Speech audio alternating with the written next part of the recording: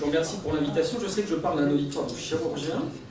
Moi, je suis donc gastro-entérologue et oncologue médical. Je participe depuis des années maintenant à la RCT carcinose de Marc Pocard à Lariboisière. Et donc, je vais vous parler de chimiothérapie parce qu'en fait... j'ai pas mis le... Pardon. Voilà. Je veux un petit peu me placer dans la situation. Comment pense un oncologue médical? Et donc, comment il va raisonner, lui, par rapport à un dossier carcinose? Laissons-nous passer hors de l'hyperspécialité. Alors, normalement, on déclare ses conflits d'intérêts. Alors, j'en ai aucun, parce qu'il n'y a pas de données de chimiothérapie spécifique de la carcinose péritonéale. Donc, l'oncologue, c'est un peu Calimero. Et Pocard, par contre, alors lui, il peut y aller, il veut y aller. Donc, on est souvent un petit peu en bisbille, mais on arrive à trouver un terrain d'entente. Alors, mon exposé, je vous parlerai que du cancer colorectal et du cancer gastrique. Le cancer du grêle et le cancer de l'appendice, je dirais qu'on les traite comme des cancers colorectaux, il n'y a quasiment pas de données, et je ne vous parlerai pas des pseudomyxomes. Alors je ne vous apprends rien en vous disant que le pronostic du cancer colorectal s'améliore, ça reste une tumeur grave, mais en 20 ans, 25 ans, on a vécu beaucoup de progrès, et dans les dernières études, on a des survies avec des polychimiothérapies et thérapie ciblée qui vont jusqu'à 41 mois, donc c'est considérable. Et très clairement, ces progrès, c'est de la chimiothérapie, mais c'est également les progrès qui viennent d'une stratégie médico-chirurgicale, tout le problème étant évidemment dans la sélection des malades, et on va y revenir. Alors, il y a un bénéfice de la chimiothérapie dans la survie globale des malades. Quand on se penche de près sur le bénéfice de la chimiothérapie en situation métastatique, si on revient à ce qui est finalement le plus connu, c'est les métastases d'origine hépatique, ben finalement, le bénéfice de la chimiothérapie pour un oncologue, c'est pas terrible. Quand on regarde, je vais citer que 2 études, une vieille étude où ils prenaient des métastases hépatiques et pulmonaires, vieux schéma de chimiothérapie, parce que c'était du 5FU à l'ancienne, il y avait une tendance à un bénéfice à faire du 5FU. Et puis l'étude de Norlinger, vous connaissez bien, mais là encore, c'était des malades qui avaient des métastases hépatiques résécables. Bingo, parce que le bénéfice en survie sans progression, mais vous le savez, données actualisées qui n'ont pas de bénéfice en survie globale. Donc, on va revenir sur la chimiothérapie de la carcinose, mais l'oncologue est d'emblée pas très à l'aise avec ce type de données en situation de chiffre à visée curative. Alors, qu'est-ce qu'on peut nous proposer comme drogue? Eh bien, on a beaucoup d'arguments, que ce soit dans l'estomac ou dans le côlon, pour des schémas à base d'oxaliplatine. Là, c'est d'une étude récente actualisée, que la fameuse étude Mosaïque, Folfox versus LV5FU2. Ils viennent de sortir leurs données actualisées à 10 ans. Et vous voyez que la survie globale s'est encore améliorée, quelle que soit la biologie moléculaire, pour faire simple, et que actuellement, bien que ça soit du Folfox, du Xelox, c'est des données, ou sur du terrain fragile du 5FU, eh bien, on tourne beaucoup pour l'oncologue médical autour d'un schéma 5FU oxaliplatine chez des malades qui ont des maladies N+, et ou des lésions résécables, par analogie la carcinose dans l'absence de données extensives. Alors par contre, pour un oncologue médical, il y a des drogues qui n'ont pas donné de choses extraordinaires, dans les stades 3 et les stades 4, l'irinotecan négatif, le cetuximab négatif, en situation N+, et N+, et l'Avastin négatif en situation N+. Si on passe un peu au cancer de l'estomac, alors c'est un peu moins fréquent que le cancer colorectal en France, c'est beaucoup plus grave, parce que la survie à 5 ans c'est 20%. Ça s'améliore un petit peu, vous le savez, avec la biologie moléculaire, donc à statut HER2, des tumeurs HER2 étant les seules où la survie est de plus d'1 an. Là encore, le 5FU et les sels de platine restent en première ligne. Et la carcinose, eh ben, c'est extrêmement fréquent, puisque d'une part, c'est méconnu au diagnostic assez souvent, d'autre part, c'est la cause du décès de finalement une bonne majorité des malades. Quand on compare par rapport au côlon, eh ben, il n'y a quasiment aucune donnée de stratégie, puisqu'il y a X études dans le cancer colorectal, dans le cancer de l'estomac, études de stratégie, il y en a une. C'est assez simple, une étude française qui comparait une chimiothérapie à base de sel de platine à une autre à base d'irinotecan. Le message est simple, qu'on fasse l'un ou l'autre en première ligne, c'est pareil. Il y avait plus de toxicité dans le bras avec des sels de platine, mais parce qu'il y avait là-dedans des anthracyclines qui depuis ont montré leur inefficacité dans les cancers de l'estomac. Pour ce qui est des thérapies ciblées, eh bien, autant, comme je vous l'ai montré tout à l'heure, dans le cancer du côlon, il y a beaucoup de données avec les anti-EGFR et les anti-VEGF. Dans le cancer de l'estomac, c'est un petit peu plus décevant, puisque finalement, il n'y a que les anti-HER2, donc l'herceptine, et puis plus récemment, une autre molécule qu'on appelle le ramucirumab, mais qui est beaucoup plus tardive dans l'histoire naturelle de la maladie, deuxième et troisième ligne. Donc on ne va pas l'utiliser en situation de carcinose, on est dans ce cas-là en situation palliative. Et donc, pour se résumer, et bien finalement, dans des situations de maladies potentiellement curables, on en revient là encore, comme dans le cancer du côlon, à des chimiothérapies à base de 5-FU et de sel de platine. Donc si on veut se résumer, et ben, qu'est-ce qu'un oncologue a comme notion quand il arrive à une RCP, on va dire non spécialisée? Et ben, il va se dire qu'une chimiothérapie par 5-FU, IV ou Péros, et oxaliplatine est la chimiothérapie de référence chez les malades qui ont un cancer du côlon stade 3, ça ne s'intéresse pas tellement aujourd'hui, et chez les malades qui ont des métastases hépatiques résicales. Et il va raisonner finalement un peu par analogie pour la carcinose. Et en termes de stratégie, bah, le problème c'est qu'il y a de multiples stratégies possibles en première ligne et au-delà. J'ai arrêté de compter, mais il y a au moins une trentaine d'AMM possibles en première ligne. Donc on peut faire vraiment beaucoup de choses en cancer colorectal, il y a autant d'attitudes que d'équipes. Et je pense quand même maintenant ils ont intégré très largement que la stratégie médico-chirurgicale augmentait la survie chez les patients sélectionnés. Ils l'ont beaucoup intégré pour les métastases hépatiques. Le péritoine, ça commence à venir, c'est pas forcément optimal. Le problème de l'oncologue, bah, c'est que le schéma de chimiothérapie optimal, il n'est clairement pas défini aujourd'hui. Pour ce qui est du cancer de l'estomac, eh bien, ce qu'ils ont intégré comme information, traitement périopératoire du cancer gastrique localisé, c'est pas notre sujet aujourd'hui, et puis que c'est quand même le traitement qu'on utilise en première ligne. Et que finalement, bien dans le cancer gastrique, la place de la chirurgie des métastases, hors primitif et anecdotique, y compris dans la carcinose. Alors, vous savez que la carcinose péritonéale et la CHIP, ça fait bon ménage dans le cancer colorectal, je ne vais pas m'attarder, une étude phase 3, plein d'études de cohorte. Les facteurs de pronostic sont connus, la qualité de l'exérèse bien sûr, avec un effet centre qui a déjà été décrit, l'index IPC, plus il est bas mieux c'est, et l'envahissement ganglionnaire et les métastases extra-péritonéales sont des facteurs péjoratifs. Je n'insisterai pas sur le rationnel fort pour adresser précocement les patients en centre expert. Alors pour la carcinose d'origine gastrique, il y a des données, hein, il y a notamment une étude de phase 3 qui a été publiée, je ne sais pas si c'est des japonais ou des coréens, je crois, où ils utilisaient donc une CHIP avec de la mitomycine et du cisplatine. Ils montraient un bénéfice en survie, mais enfin, c'est des petits effectifs. Et évidemment, très clairement, l'espérance de vie des gens est beaucoup plus basse qu'en termes de cancer colorectal, avec une mortalité beaucoup plus élevée. Alors, on en a parlé tout à l'heure, on a essayé de se focaliser, puisqu'on ne connaît pas le schéma optimal finalement pour un malade éligible à un traitement, je dirais, à visée curative de la carcinose. En pré, on peut faire beaucoup de choses. En post-opératoire, est-ce qu'on peut faire de la chimiothérapie adjuvante? Pas de données dans l'estomac. Dans le cancer colorectal, donc cette étude, où tous les malades avaient une CHIP CC0, ils avaient tous une carcinose péritonéale isolée d'origine conique. Donc c'était vraiment très sélectionné. Et comme on l'a montré tout à l'heure, une petite tendance peut-être sur le bénéfice dans le bras chimiothérapie.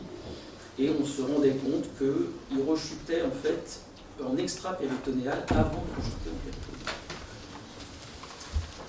Alors, qu'est-ce qu'on a comme outil pour avancer un petit peu avant que je vous donne mes recommandations? Alors, quand on discute chimiothérapie, il y a des nouveaux critères qui apparaissent un petit peu, notamment le critère de la profondeur de la réponse. Il y a un rationnel assez fort pour ça.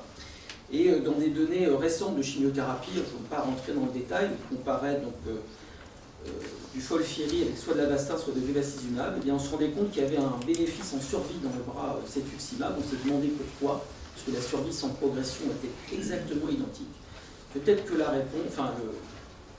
réponse à cette question, tout le monde n'est pas d'accord, et dans la précocité de la réponse et dans la profondeur de la réponse, ce qui est un élément peut-être important pour rendre résécable ou majorer la probabilité de chirurgie dans les carcinoses. L'autre critère, ça c'est pas pour le pré-op, c'est pour le post-op, c'est la réponse histologique. Ça avait déjà été montré dans le cancer du côlon. Cette étude rétrospective de Lyon a également montré assez clairement que meilleure la réponse histologique était, plus l'espérance de vie des gens était forte.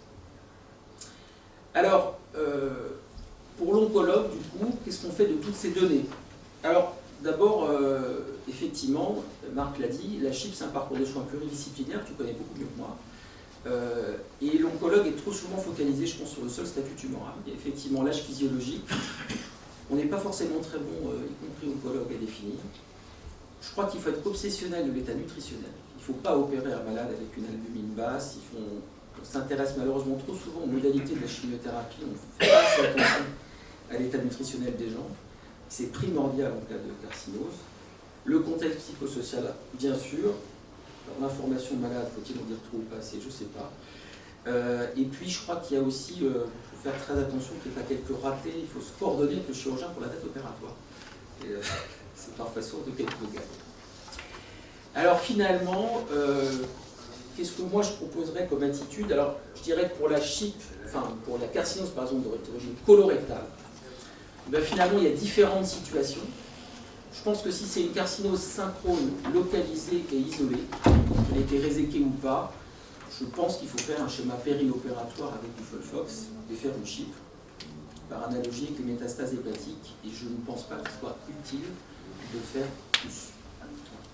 Si la carcinose est plus étendue et qu'elle est isolée, là encore, et qu'elle est jugée résécable avec toutes les limites de la définition, et bien là, il y a sans doute un profil de chimiothérapie différent à faire, sans doute une polychimiothérapie plus invasive.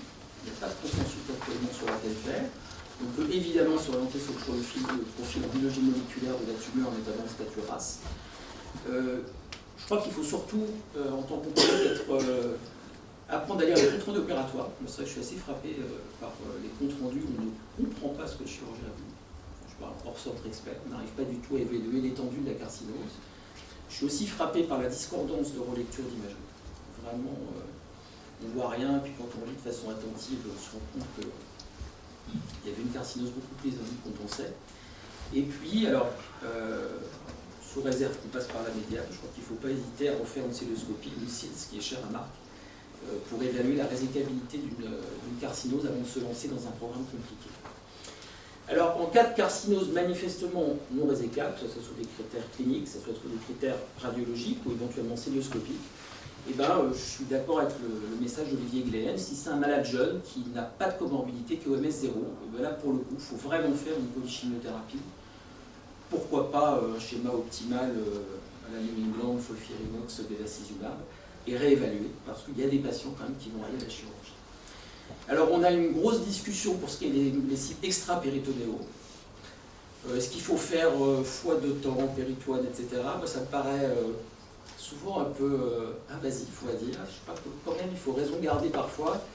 Et quand on regarde les chiffres de chimiothérapie d'entretien, ça fait quand même pas mal par rapport à une chirurgie multisite avec une grande mortalité qui est pas bonne. C'est à discuter, mais bon, on va dire que parfois je ne suis pas toujours d'accord avec les indications opératoires, et je trouve que c'est ce genre de situations qui sont en pratique les plus difficiles. Les autres, on trouve un consensus assez facilement.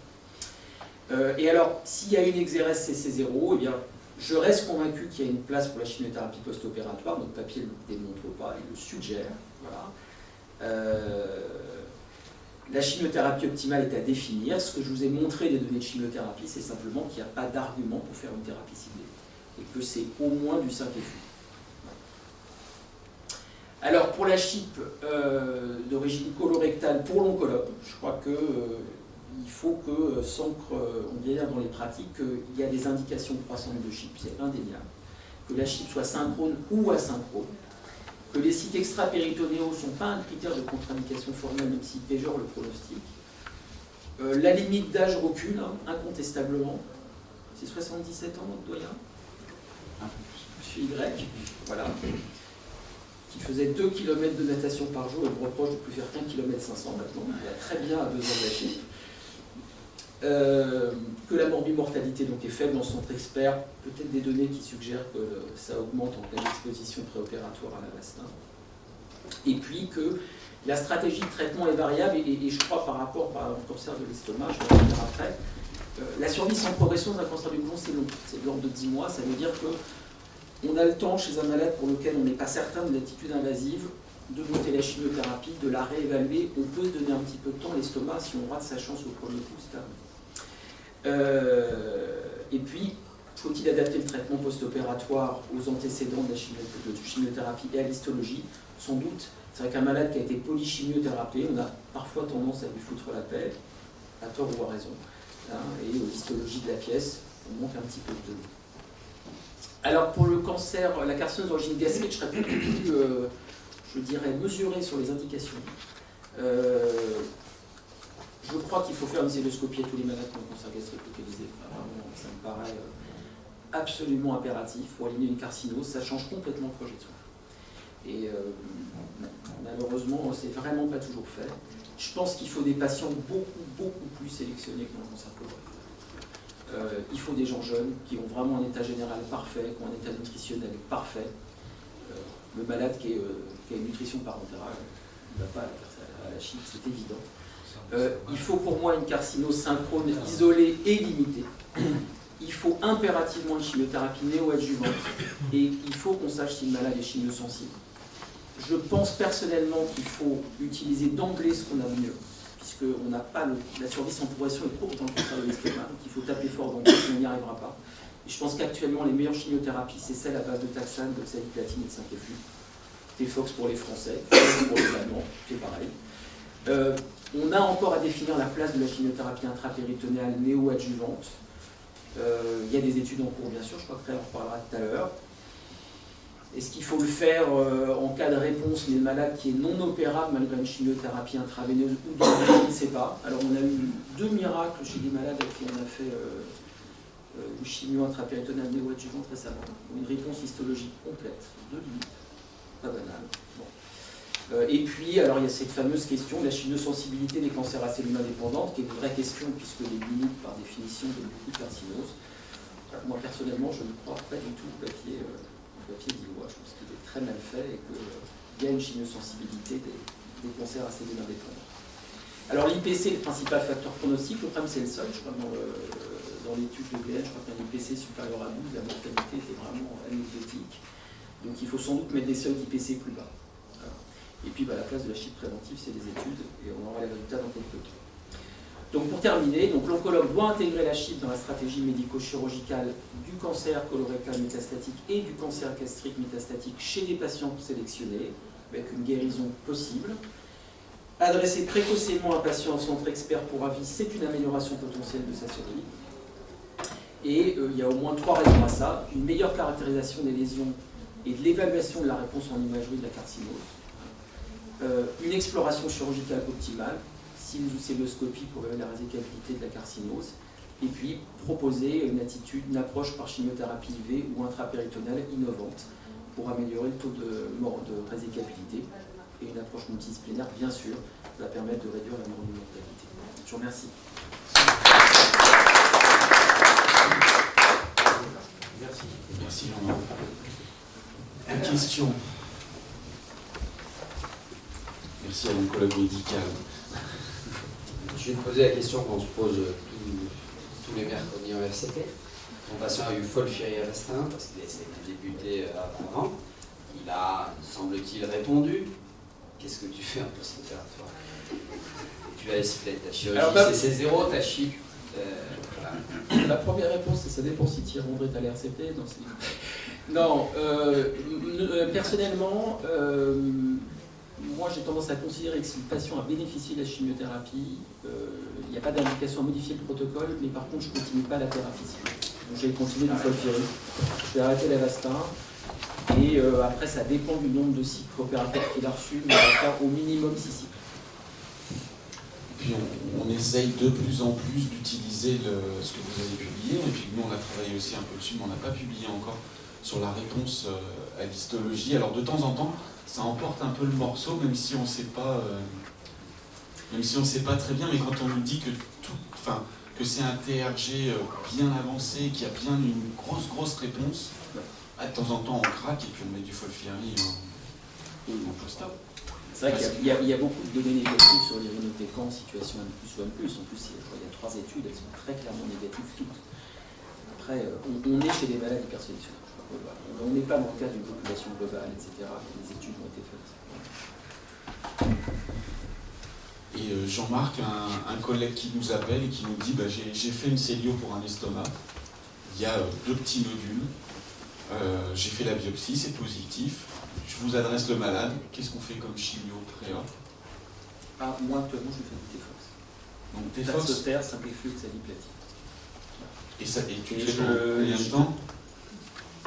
Je fais 4 à 6 cycles, ça dépend de l'âge du patient, et je te l'adresse à C1 pour que tu bloques une date de chiffre. Voilà. On est d'accord que c'est une chimiothérapie costaud quand même. Oui, c'est une chimiothérapie aplasiante. Alors, en fait, c'est un peu compliqué, mais il y avait le schéma antérieur qui avait été décrit, c'était un truc qui s'appelait DCF, où il y avait du cisplatine, il y avait des taux de taxane plus fortes, et il y avait un taux d'aplasie qui était de l'ordre de 30 ou 40%. Avec ce schéma-là, sous support de facteurs de croissance, on a des chiffres qui sont en dessous de 10. Quand on regarde la mortalité, je veux dire, induite par la chimiothérapie, on est quasiment à 0. Donc ça passe. Ça passe. D'accord. Oui, Diane. Je suis un peu surprise. Donc, petite carcinose limitée, on bloque une date de CHIP. Carcinose gastrique limitée, on bloque une date de CHIP. Nous, on n'a pas l'habitude de le faire parce que pour nous, c'est plutôt quand même généralement une contre-indication. Le malade va être sélectionné beaucoup plus longtemps sur la réponse, la durée de la chimiothérapie. Et je voulais savoir, donc, si vous avez cette habitude de faire comme ça, combien de patients amenez-vous vraiment à la CHIP? Parce que c'est une clôture où je bloque la date de CHIP, combien de patients ils vont vraiment? Non, là je parle vraiment de malades qui ont une carcinose, oui, qui ont une petite carcinose totalement isolée, 0 cycle extramétastatique. Ils ont une cellio, mais sûr qu'ils n'ont pas de métallure. Et il faut vraiment que ça soit des patients extrêmement jeunes. En pratique, c'est très peu de patients parce que l'immense majorité des malades, d'abord le cancer de l'estomac, c'est un cancer de sujet âgé. Deuxièmement, ils sont le plus souvent multimétastatiques avec un état général qui est mauvais. Le seul truc, c'est dans le cancer de l'estomac, la survie sans progression, c'est 3 mois, 4 mois. Ça veut dire que soit la réponse maximale, on l'a d'emblée, on peut emmener les malades à la chirurgie, soit on l'a jamais. Et donc ça ne sert à rien. On ne va pas intensifier la chimiothérapie en se disant peut-être qu'on va régler quelque chose. Mais très souvent, en fait, par exemple, les deux, pour répondre à ta question, là on en a eu 2, donc c'était de l'intrapéritonéal, peu importe. On a programmé en fait une cellule, peu importe, itérative, pour confirmer qu'il y avait une chimiosensibilité avec une date de CHIP qui était bloquée 8 jours plus tard. Mais juste Diane, on va vous donner, promis cette année, les courbes de survie des estomacs, à la fois ceux que j'ai vus en consultation et récusés, d'accord, ceux qu'on a mis sur la table, ouverts et récusés, parce qu'il y en a, et puis ceux qu'on a mis sur la table, réséqués et chippés. Et vous verrez, et on fera tomber l'idée d'une partie des shippers français qui pensent que les estomacs, c'est pas une bonne indication. C'est une bonne indication quand on sélectionne bien les gens. Et on a retrouvé des chiffres qui sont les mêmes que ceux qu'Olivier a publiés avec la série. Avec la série nationale sur. Comment? Ah non, tu verras. La survie, la survie, elle est moins bonne, mais parce qu'il y a si tu prends les CC0, les carcinoses limitées, tu as plus, c'est même plus de 10%. Et si tu éduques les chirurgiens, les gastro-entérologues et les oncologues à faire des célioscopies précoces pour dépister ces petites carcinoses qui ne se voient pas et dont on n'entendait jamais parler avant, et qui étaient ouverts et fermés par les chirurgiens généraux et mis ensuite en chimio, en éduquant, comme on l'a fait pour le colorectal, les gastros et les chirurgiens, on va avoir de plus en plus de petites carcinoses localisées. Et ces malades-là, je pense, au regard des résultats des essais japonais, 2 de l'expérience française, 3 de l'expérience qu'on a avec Marc là-dessus, je pense que ça vaut le coup de leur proposer une stratégie à visée curative. Et tu peux en guérir.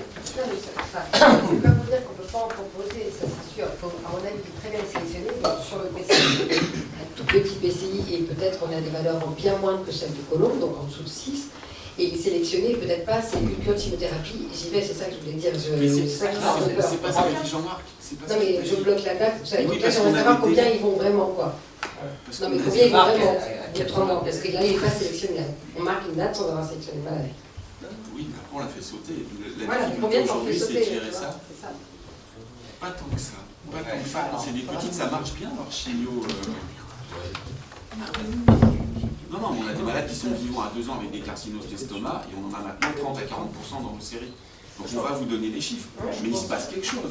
C'est fini le... Ce qui va changer, en fait, c'est qu'on est aussi en train de démembrer pas mal la biologie moléculaire des cancers de l'estomac. Ouais. Il y a très clairement des cancers de l'estomac extrêmement chimiosensibles. Les deux dont je te parle, c'est des malades qui étaient en occlusion chronique avec de l'acide. Bah, tu te dis, c'est cuit. Tu refais de la chimio, mais juste palliative. Tu ne poses même pas la question d'une chirurgie chez ceux-là. Donc, je pense qu'on va mieux démembrer. Bah, par exemple, on se rend compte sur un dossier qu'il y a 20% de maladies dans le cancer gastrique.